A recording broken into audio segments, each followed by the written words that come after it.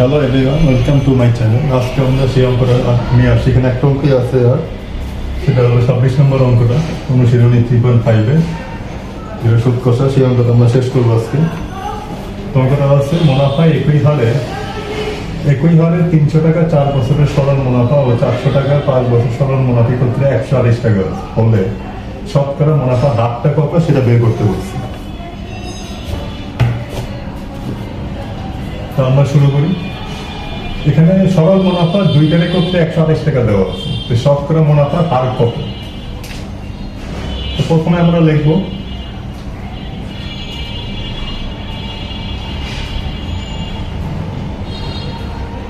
300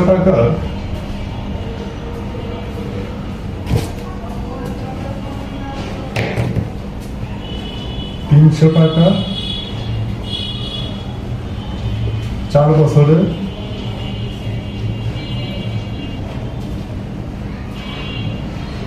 সুদ, সেটা হবে কত? 3 4 1200।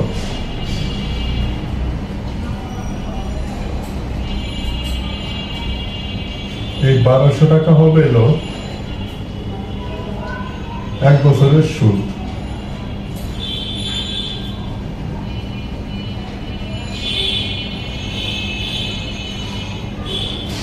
তারপরে আমার আছে 400 টাকা 5 বছরের সুদ। এখানে 400 গুণ 5, সেটা হবে 2000 টাকা 1 বছরের সুদ। এখন এই দুইটা যদি আমরা যোগ করি তাহলে হয় 3200 টাকা।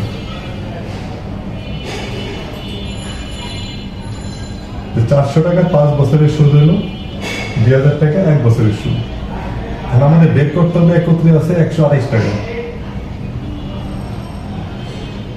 একত্রে তাহলে সেটা হবে 3200 টাকা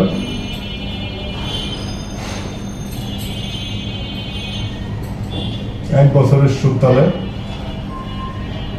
দুইটা মেলা যেতে একত্রে এটা দেওয়া ছিল 128 টাকা। তাহলে 1 টাকার 1 বছরের সুদ, 1 টাকার 1 বছরের সুদ 128 বাই 3200। তাহলে 100 টাকার তাহলে 1 বছরের সুদ কত হবে?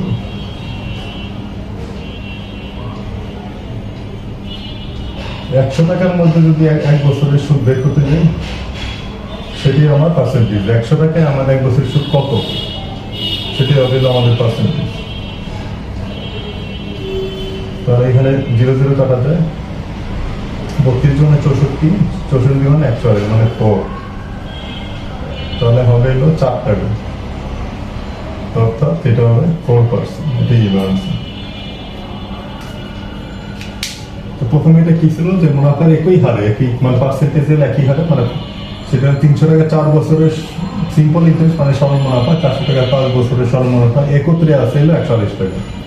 কত পার্সেন্ট হবে পার্সেন্টেজটা বের করতে হবে। তো প্রথমে আমরা কি করলাম, 300 টাকা 4 বছরের সুদ হলো 1200 টাকা, যেটা 1 বছরের সুদ। আবার 400 টাকা 5 বছরের সুদ, যেটা 2000 টাকা, সে সমান সমান হলো যেটা 1 বছরের সুদ। দুইটা মিলে হলো 3200 টাকা 1 বছরের সুদ।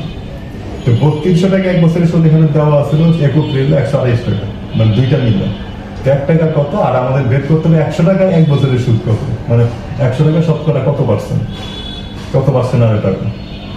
100 টাকা তো 1 বছরের সুদ হয় 4 টাকা, মানে 4%। তো সেকেন্ড অঙ্কটা আমরা দেখব।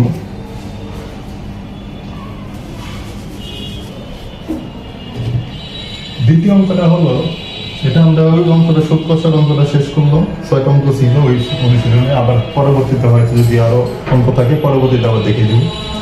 তো পরে আমরা একটা অঙ্কলা সমীকরণের অঙ্কে আমরা গেলাম। এটা হলো অনুশীলনী 5.1, সেটা হলো 15 নম্বর অঙ্কটা। এই ধরনের অঙ্ক একদম ছোটখাটো অঙ্ক আসে, যেটা পরীক্ষার মধ্যে আমাদের এরকম অনেক অঙ্ক পাই, যেটা ছোটখাটো অঙ্ক। এই ধরনের অঙ্ক এলো বেশি আসে। তো 15 নম্বর অঙ্কটা আমরা দেখতেছি যে একটি সংখ্যা অপর একটি সংখ্যার 2/5 গুণ। তো সংখ্যা দুইটির সমষ্টি হলো 98 হলে সংখ্যা দুটি নির্ণয় করতে হবে। একটি সংখ্যা অপরটি সংখ্যা হলো এত গুণ 2/5। সংখ্যা দুটি সমষ্টি আবার দুইটা সংখ্যার মানে যোগফল দেওয়া আছে হলো 98, সংখ্যা দুটি নির্ণয় করতে হবে। তো চলো দেখি। প্রথমে ধরি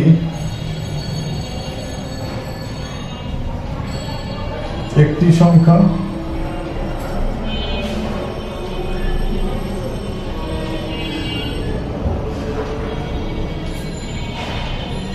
সংখ্যা সমান এক্স আর অপর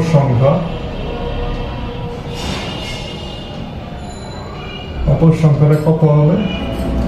একটি সংখ্যা অপর সংখ্যার এত গুণ, তার মানে এক্স এর 2/5, এটা হলো অপর সংখ্যাটা।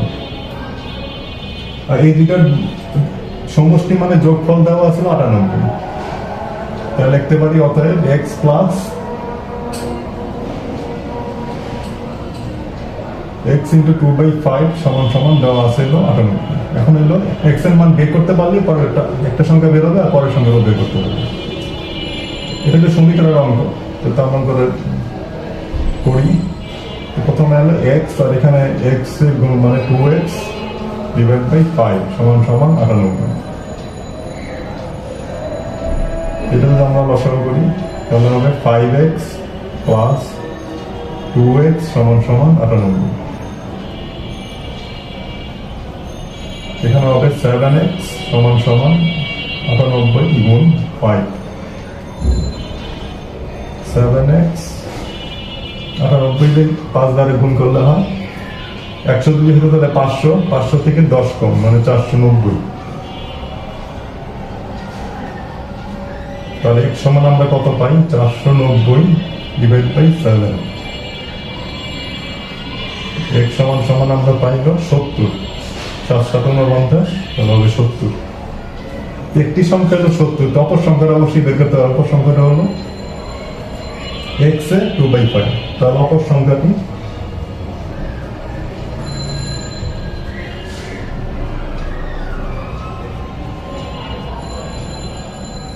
x 2/5 দেওয়া আছে। x এর মান আমরা বের করলাম হলো 70 গুণ 2 আর 5। তো 5 দ্বারা 70 ভাগ করলে হয় 14, 14 দুগুণে 28। অ্যান্সার হলো 70 এবং 28। দুটি সংখ্যা বের করা যাবে এবং সহজ অঙ্কই আসে পরীক্ষা। শুধুমাত্র যে অঙ্কটা বুঝতে পারলেই হলো, তারপরে বাকি অঙ্কটা এমনি হয়তো এই মুখে মুখে করা যাবে। সমীকরণের অঙ্ক, একটি সংখ্যা অপর সংখ্যা 2/5 এত গুণ আর সংখ্যা দুটির সমষ্টি মানে যোগফল দেওয়া আছে 98। সংখ্যা শুধু সাথে লেখার পরেই তারপরে আমরা বুঝতে পারবো যে অঙ্কটা কিভাবে হবে। তাহলে আমরা একটা অঙ্ক এক্স এর মান বের করতে পারলে আরেকটা মান আমরা সহজেই বের করতে পারবো। তো ঠিক আছে বন্ধুরা, আজকে দুটো অঙ্কই থাকলো। ভিডিওটি ভালো লাগলে লাইক, কমেন্ট, শেয়ার এবং সাবস্ক্রাইব করুন। ধন্যবাদ সবাইকে, সবাই ভালো থাকুন।